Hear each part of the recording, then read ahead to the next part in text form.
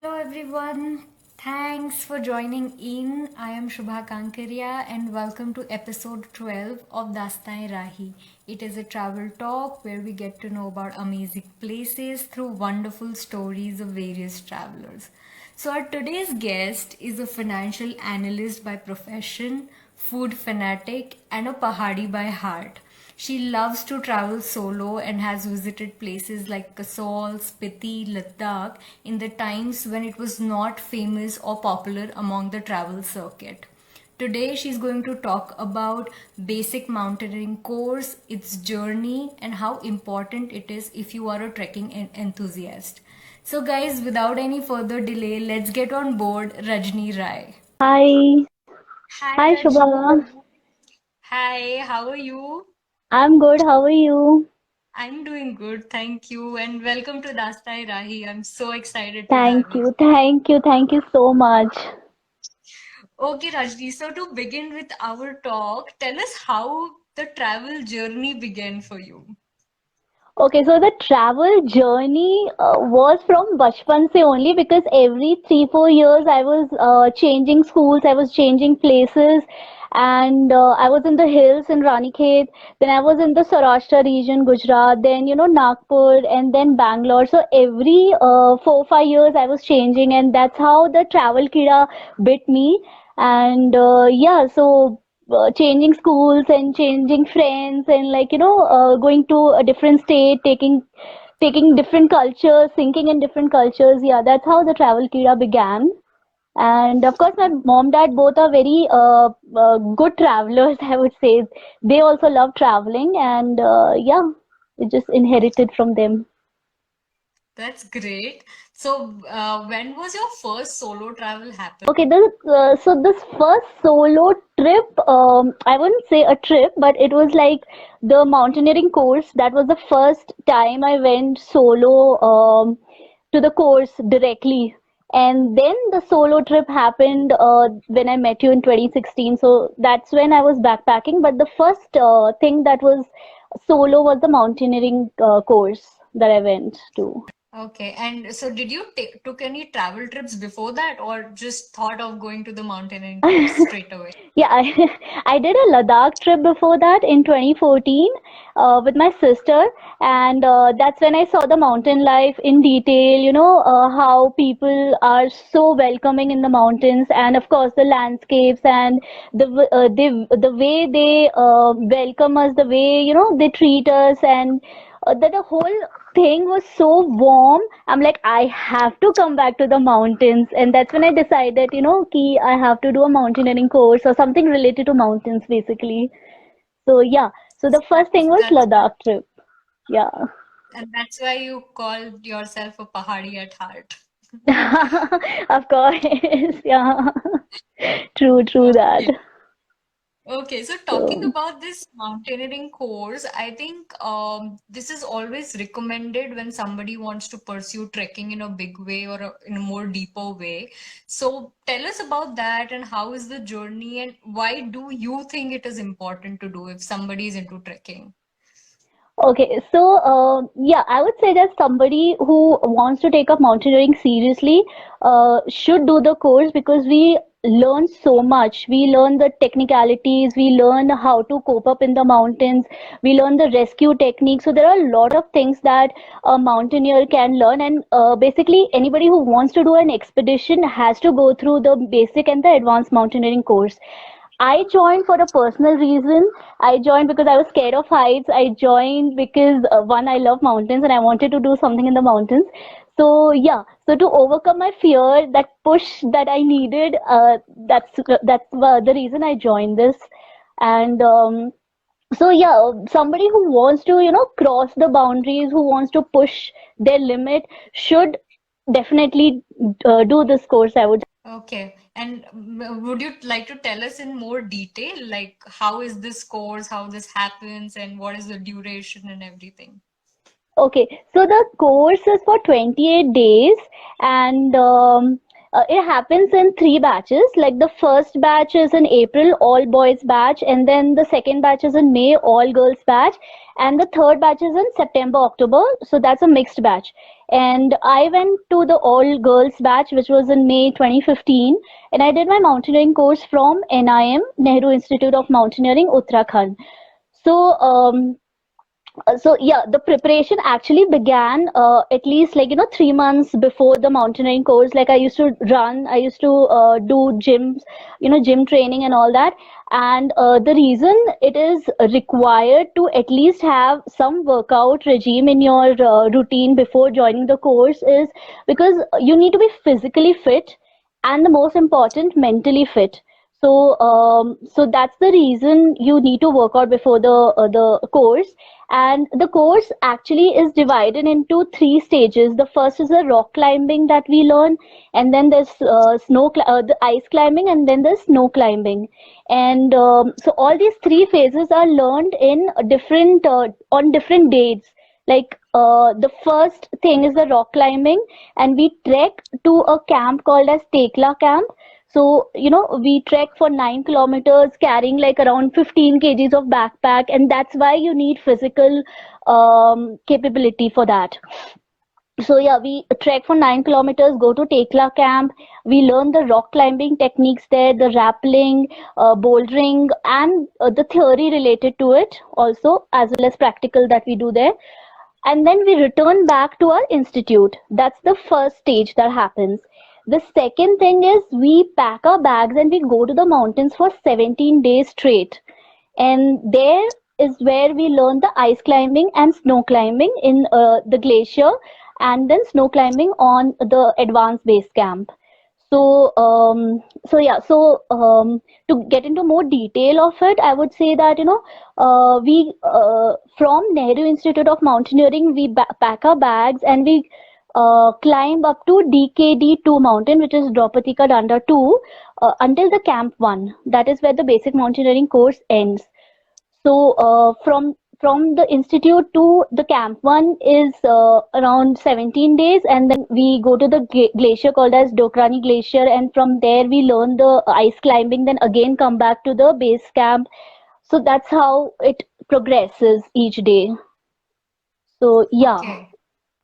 That and sounds then like quite challenging physically also, it and I'm mentally yeah. too. Yeah, it is physically challenging, but more than that, it is mentally challenging if you're not prepared. Like I was like the first time coming out of the house now, so for me to get separated from the family, from my sister, it was like a big deal. I was excited and nervous at the same time. But yeah, that's where you need to push yourself to overcome your Right. fears. Yeah. Okay. And how was like the process you go through? Do you have examinations and all after that? Yeah, so the whole course actually ends when you climb from base camp to advanced base camp and to camp one, and then descend down to base camp, wherein you have your theory exam, and you also have this map reading activity that happens like a treasure hunt. It's something like a treasure hunt. They'll give you all the clues and they'll give you a map. You need to read it and find the clues and then come back to the base camp. So that's the whole procedure where you get your marks. And then once we are back to the institute after 17 days is when we get our ISACs batch. Like, we graduate. Basically, we have graduated. That's the end of basic mountaineering Okay. course. Yeah. Yeah. Okay. It's like a sort of a ceremony, sort of, I Yes, suppose. yes, yes, yes, yes. So like Okay. that's the That's honor you have earned. yeah, honor of completing the course and making it Yes. happen. Yeah. Okay. Okay. So how is life at the institute? I mean, I believe it is like run by army people, and I'm sure disciplines and everything are in place. So how is life inside the institute? Okay, so yeah, it's a military based. Or, in fact, all the institutes that we have in India, NIM, Nehru Institute of Mountaineering, or the HMI, which is Himalayan Mountaineering Institute, these all are run by the military people. So they are disciplinarian. That's what I would call them. Wake up call at 4 a.m. Like you need to wake up, and if we are divided into groups, and like we have 5 or 6 people in one group, and even if one person do not wake up and get on time with the activity or whatever is the day's activity, you're disqualified, like disqualified for that day. Basically the whole Okay. group is disqualified. Yeah, so Okay. yeah, so basically the time starts at 4 a.m. and then we go for jog, and all that thing happens. We come back for breakfast, then we have some of the classes that if we are in the institute, then we have the theory classes, we have the technical classes, how to tie ropes, the different types of knots that is used in climbing. So all that classes we have, and then we have the lunch session, breakout for lunch, and then we have some rest session, and then again we are in the class. So that happens in the institute, and then evening maybe we have this movie session that happens every evening. But yeah, those are all movies or documentaries related to the climbing course. And the Okay. day ends at 9 p.m. sharp, like lights off. For somebody who have not got that exposure, for them it is very new and challenging, but then you get used to it. So it's anyways, it's good to have some discipline routine in your life. So yeah, that's good. Right. Right, right. So Okay, so like you said, it's a military-run organization. So I'm sure the teachers and the trainers, and of course, fellow batchmates must be very inspiring and exciting people. yeah, so our trainers were all very, the big people who have climbed Everest and who have climbed a lot of big mountains, and so much to learn from them. There were batchmates who were from Air Force, who were from Army, who were from NCC. So you automatically get so inspired looking at them, and yeah, so that was like very inspiring seeing them. And for whenever you have these army and air force people, अपने आप ऐसे respect जाग जाता है ना. So yeah, so when you see them doing, and you get so inspired and motivated कि यार ये कर रहे हैं हम भी कर सकते हैं, like being a civilian we can also do it. And yeah, that was very nice. Okay, so it's a saying that once you're a mountain friend, you're always friends. Like a mountain friend is always a friend in your life because you have gone through the shit together. You have gone through the happy moments, the scary moments together, right? So yeah, I had like lovely people in my batch, and they were so inspiring, so adjusting. Like I would give an example, like when I was in the advanced base camp, मेरे sleeping bag में bottle खुल गया. So we used to keep bottle inside the sleeping bag so that it keeps the water is warm enough. And by chance the sleeping bag में bottle खुल गया. So the whole sleeping bag was like wet. I couldn't sleep inside that. So there were people who, lent their sleeping bag. We shared the sleeping bag, like three of us shared two sleeping bags. And because, at that height or at that moment, you need to help each other out. There's no other chance. And so I was so touched by that gesture. Like कोई अपना sleeping bag छोड़ के दूसरों को दे रहा है types. So yeah, that was really good. I met people like that. Then I met, oh, by the way, I'm in the mountains. I'm working in the mountains, and I just met one of my batchmate. And I was there with her for a week, and we trekked. So, like, 2 days back, I was trekking with her. So yeah, Wow, I met her like after like 6 years. sort of. Wow, Yeah. like you just met randomly, or you had plans of No, meeting her? I had planned of meeting her. That's Yeah. nice. Very nice. Reliving the mountain days. Yeah, yeah. Yeah. Okay. So, Rajni, one important factor which everyone thinks after they, get out of home is food. So, how is food like in the institute? Are you like well fed, or how's the scenario about the food? Yeah, we are very well fed, but no pizzas and burgers and all that. So it's like very sattvic khana. It is very nice, homely food that would give us all the nutrients. So, like I was very nakhre wali in food. Like I never used to eat uh, kaddu, tinda, and all that stuff. Like most of the people don't eat.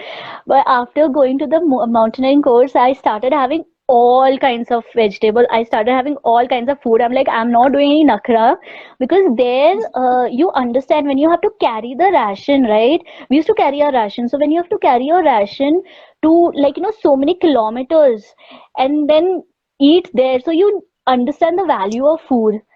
So that's the reason I started eating everything now. I don't have any nakras, but yeah, the food there is very nice.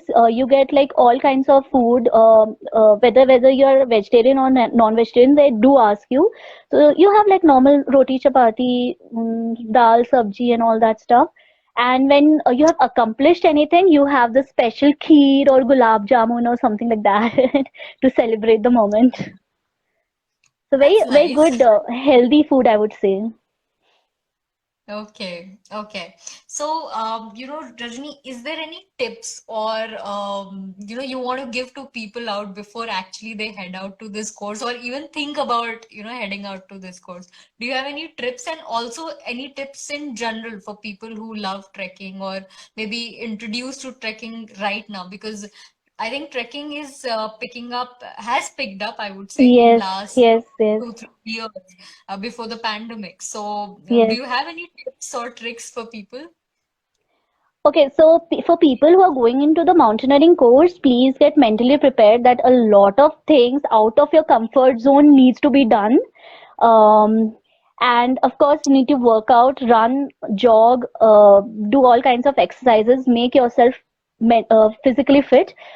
People who are doing trekking, I would say that similar, like get yourself mentally and physically fit. Also, when you are on the trek, I would say that this India Hikes does that. Follow the green trail. Basically, do not leave anything in the mountains. Carry what you can, and get back all the things that you have carried, especially the plastic. So, have a responsible tourism trekking that you should follow. That's my only tip that I would I say. think that's a very important point because we always want to leave mountains as they are and not, Exactly. come back with all the garbage and everything. I Yeah. mean, Yeah. there won't be any fun later on going to those places. Exactly. And yeah, it just pinches me sometimes, a lot of people, very important, tip I just remembered, carry your own water bottles. I would say do not buy Bisleri. Get your water bottle from home. And here you have streams. Here you have like this Himalayan river. So instead of getting a bottled water, buying a bottled water, take your water bottle and fill it up. So that's the most important thing I would say to have Yeah, a right. responsible trek. I think these days you get those filter bottles as well, like for people who have some issues with the water or anything, they can Yes, get a yes. filter bottle and use that across the trek. Yeah, yeah. Yeah. Right. Okay, so moving on, so you told about all the course and everything. Then what happened? Like, what treks did you do? How your travel proceeded? How that happened? Okay, so after I completed the mountaineering course, I took a break for almost 10 months, yeah. And I was on road. I did backpacking to Himachal, to Sikkim, and then to Bali.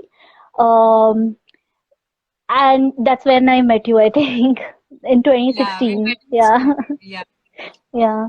yeah. So, my outlook towards life changed after the mountaineering course. I became more adjusting, I would say, more accommodating, more calmer. And when I did the backpacking, I got this exposure of having meeting so many people, and talking to them changed my perception. And every person you meet, I believe that every person you meet, you learn a lot from them. Okay, so yeah, so my perception about a lot of things changed. I started becoming more adjusting, I would say that. And living out of suitcase is a different experience altogether. Like you you have to काम चलाओ fine whatever your backpack can carry. So yeah, Yeah, I mean, 10 months is a long time yeah. to have that experience, and I'm sure it would have been very exciting. Yes, it was. It was very exciting meeting a lot of people, meeting the locals. I would say, whenever you're going to a place, live the local life. I mean, that's the Hmm. only funda that I have. Like, meet more local people, have the local cuisine. It's okay if you don't get burger, pizza, and sandwiches, okay? But have I'm in Himachal right now, so I would love to have the local cuisine. Rajma chawal, that's my favorite. So, yeah. So, That's yeah, nice. be local. That's important. Okay. And what treks did you go, by the way, after completing the course? After completing the course, the first trek that I went to is Goichila. It's in Sikkim. It's Okay. in the Kanchenjunga National Park. So that's the first thing. Then I did a couple of treks, like I did Chandrashila, I did Kedarkanta, then Kangyatse 2. I went until advanced base camp of Kangyatse 2. I couldn't summit it. I went to Stoke Mhm. Kangri, and the most recent that I went was Rupin Pass. Okay. Yeah, Rupin Pass has been on my list for a while. I you hope I should. do it someday. You should do it. It is beautiful. It's like the most picturesque trek that I have ever been to. You get to see the forest, you get to see the meadows, you get to see the snowfall if you're lucky. But most of the time it does snow on the peak. So yeah, it's beautiful. It has like from green to white, all the colors and different flowers and fruits. We had a lot of fun in Rupin Pass. We used to pluck these red and green apples, apricots, and walnut and have it. So it was like, living out of the wild kind of a feeling. Wow, that's nice. I mean, I had also heard about Rupin Pass. I was reading an article, I think it was written by a blogger or something. And the way the blogger had described the beauty of Rupin Pass, it has been on my list since then. And of course, it's again a crossover trek also. I think Yes, you do it start yes. from Uttarakhand and end up in Himachal. Yes, yes. So yeah, it starts from Dhaula, which is like the first camp. From you have to drive down from Dehradun. So yeah, it starts in Uttarakhand, and then every day you go towards Himachal, and you pass the Rupin Pass, and then you get out of Sangla, which is in Kinnaur. So you have two distinct cultures to be seen. Like the I would specify like the temples of Uttarakhand and Himachal in that area is very similar. So the only difference is the coins that are stuck in the Himachal temples and they are not in the Uttarakhand temples. There are the small coins which are stuck in Himachal temples. But otherwise, Okay. the architecture is same. The fauna, the flora, everything is so same, but so distinct in their own way. Like the dogs, I would say, the Uttarakhand dogs are very small, and the normal indie dog that you see. But Himachal dogs are like furry. They are like sher jaisa. So you Yeah. have this difference. Yeah, I mean, I'm sure you could see the differences while moving ahead towards Himachal. Yes, yes, yes. Right. Okay, okay.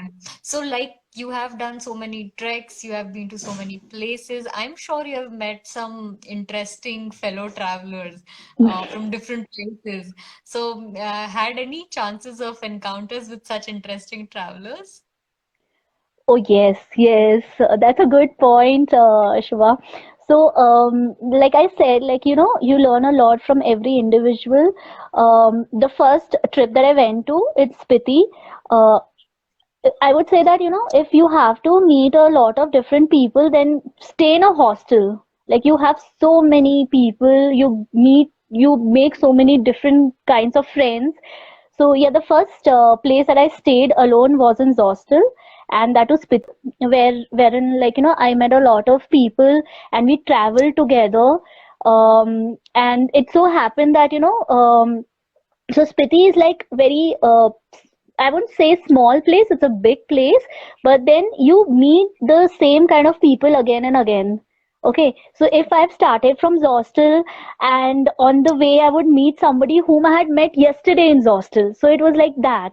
And it so happened that the when I was traveling from Spiti to Kinnaur side, so there's a bridge that had broken down, and I was in Tabo, which is like a place in Spiti, and so I met these two bikers whom I had met in Zostel like some 5 days back, and they were like, we would help you to get from Spiti to Kinnaur side, and then I traveled with them on the bike, and so that's kind of a very good experience that you get when you meet such like-minded travelers. So that was one incident. Then the second incident happened last year when I was again working from mountains, and I was in a homestay called as Seize the Time Homestay, which is in Old Manali. And I met this girl, um, just 22 years old, and she knew exactly what to do in life. She had the bucket list, and I was so inspired by her. Like at the age of 22, I didn't know what to do. So such good, clear-minded people, at that age when you meet them, you're like, wow, this is some super generation, man. So that's the Right. second incident, yeah. Again, like, when I was doing Kinnaur last year, I met these two girls just out of college, 21 years old, and they were been traveling so confidently. मतलब इधर जाना उधर जाना मतलब अच्छे से इतने अच्छे से जा रहे थे ना. I was like, wow, that's incredible. Like, this generation is quite exposed to all these Yeah, things. focused and I would say very confident enough Very to confident, make yeah. their way up. I mean, these days we all are seeing like so many solo women travelers. You yourself is a solo woman Yes, travel. So I think that has this trend has already started. What do you think about right. that? Yeah, yeah, I'm very, very happy that, the girls, the women are traveling, they're getting exposed to such kind of atmosphere. They're traveling on their own, they're finding out things on their own. They're like, they're basically becoming independent, very, very important nowadays. And it so happened in Spiti, I think I did not mention you earlier, but it so happened in Spiti that so I was the only solo traveler in Zostel, and when I was traveling towards Kinnaur, like when the bridge broke down in Tabo, there was this another girl.